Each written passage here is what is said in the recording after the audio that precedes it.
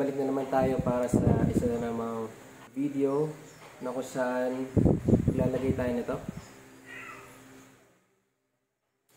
So ito set na siya. Ignition key at saka yung sa compartment na lock. So itong nabili ko, ang brand niya is Hachi. Pasensya na sa mga aso. Tapos ano na siya, anti-theft na ignition switch. Tapos ito yung susi niya. Goods na goods. Maganda yung quality ng susi niya. Tapos ito naman yung sa compartment. Ayan o. Metal. Ay, metal to.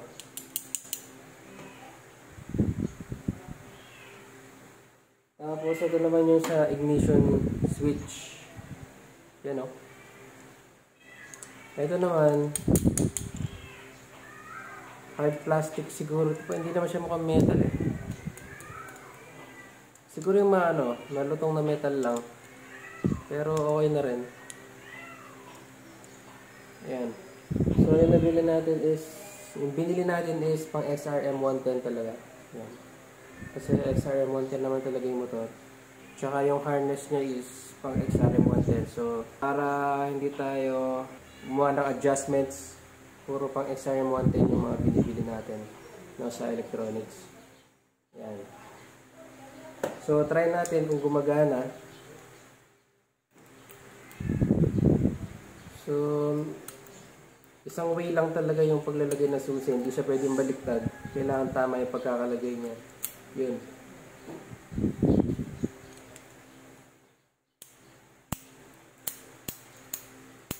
Tapos yung lock niya, push, tapos turn. Ayan o. Yung lock. Ayan o. So, working yung isa niya susi. Try na naman natin yung isa.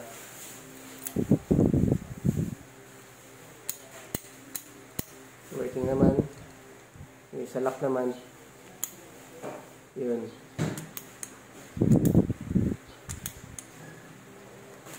Yun, working naman.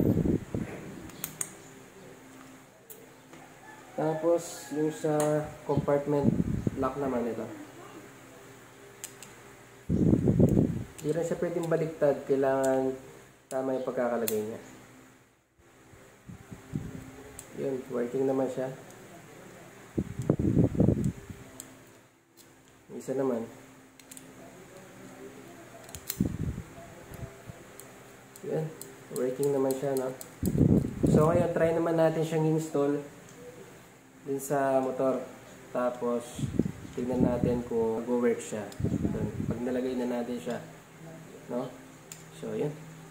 Ayan, so, para malagay natin yung ignition switch niya, tatanggalin muna natin tong head cowling, yung headlight, yung panel gauge, tsaka yung dating nakalagay na ignition switch. So, ayan, umpisa na natin.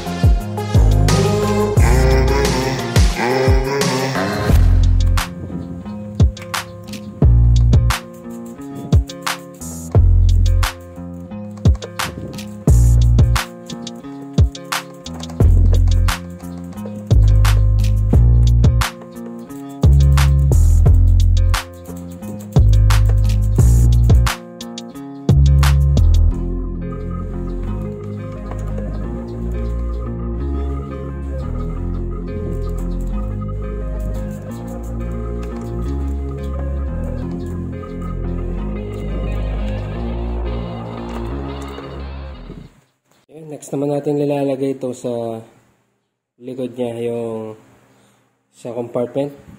Ito. Kasi wala pa talaga ito eh, no? Although meron siya nung dati, kaso wala tayong susi para doon.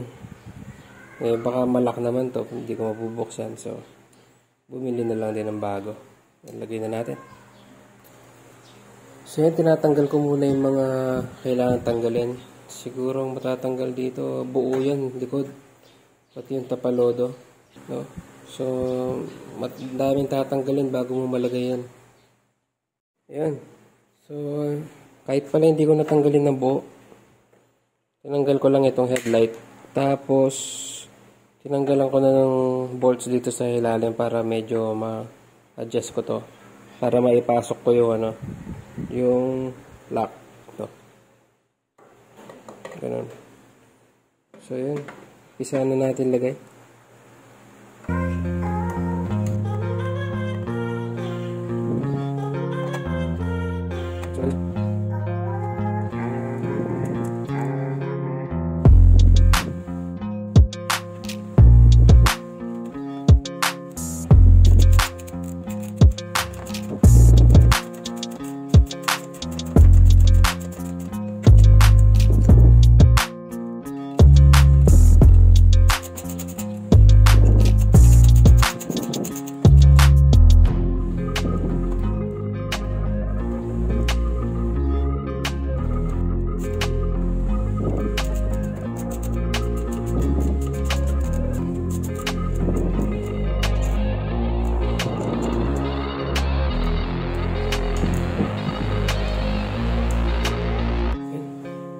Lagay naman natin yung bolt sa ilalim.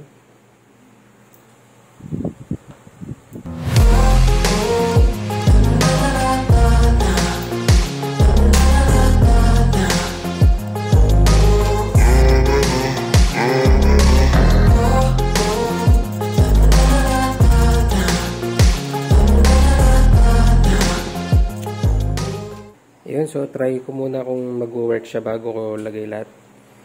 Kung maglalak ba siya. Yun, naglock siya. Try naman natin open. Yun. Yun. Ayos. May lock na siya. Motor na siya. Kasi wala siyang lock dito eh. Nakakatakot siyang iwan sa labas. Kung may gamit ka sa loob. You know. Tapos yung side ignition switch niya dati, kahit anong susi pwede. Kaya bumili na ako. Yun. Try naman natin isa.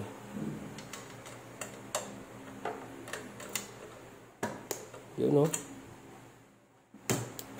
Yan. So, pwede na natin kabit lahat.